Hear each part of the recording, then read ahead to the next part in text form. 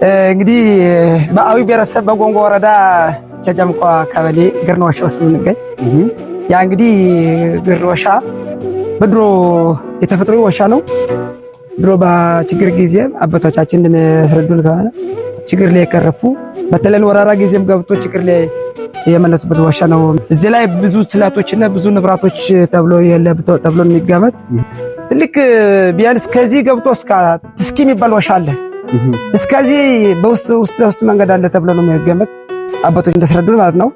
እኔም በ1983 ዓመተ ምህረት አድን ነበርና በወጣትነት ዘመን ማለት ነው። እዚህ ላይ ጀርስ ስትገባ ያ በቴው ኃይለኛ ውሻ ነበር ተከታትሎ በዚህ ገብቶ አንድ ሰዓት ከምናምን ተፈብኝ። በዚህ ላይ በድኩላ ካንድታከመው ምትከርት እንትናለች ፊሽቋ ማለት ነው። እዚህ ጠይቼን በጣም አሸፈ ነው። ከዚህ ከ30 ደቂቃ በኋላ ችካ በችካ ሆኖ ተመለሰ። አዎ ይሄንም ብዙ ዙሪያ ስንቀበው ተካከነ አውሮች ወደ ውስጥ ገብቶ ይታፋል። ከዚህ ደግሞ ሜዳ ላይ ብዙ ከዘታች ድረስ ብዙ ቸከ ነበር። ሚተካከሚ መሆኑን አይቶ ተረድቶ እንክብካቤ ይደረግ ተብሎ ክልል ተደርጎለት አሁን ችግኝ ምትካላ ብዙ እንክብካቤ ተደረገለት ነው የሚኖረው። ምን ያክል ይሆናል እንዲሁ ስፋቱ በጣም ወልቶ የሚታይ ሰፊ ነው። ያው እንግዲህ ድሮ እስከ 10 መንጋ ከብት አግብቶ ችግር ላይ ያስቀረፈ ድሮ የነበሩበት ዋሻ ነው።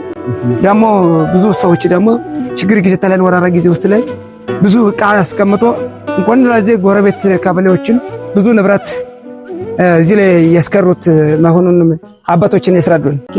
እዚህ ቦታ ላይ አሁን ብዙ ቦታ ማለት ብዙ ሰው መጥቶ ቢጎበኘው የሚጠቀሙበት ወይንም አይተው ለብዙ ነገር ጥቅም እንዲውል የሚሆን ቦታ ነውና እናንተ የምትፈልጉት አካል ወይንም ለሚመለከተው አካል ማስተላለፍ የምትፈልጉት መልእክት ካለም በዚሁ መግለጽ ትችላላችሁ። እሺ፣ ደብር ተሰርቶልን ታውጣ ተክሎን ይው ብዙ እንክብካቤ ተሰበልም እንደነበረ ነው። አሁን ሞለክሳዝ እሳቸው ነበሩ።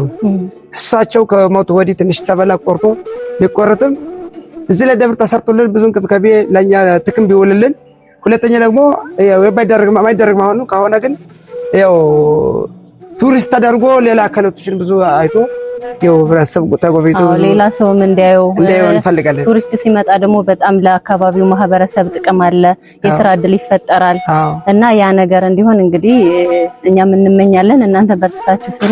አዎ እንግዲህ እኛም እንፈልጋለን። እሺ እናመሰግናለን።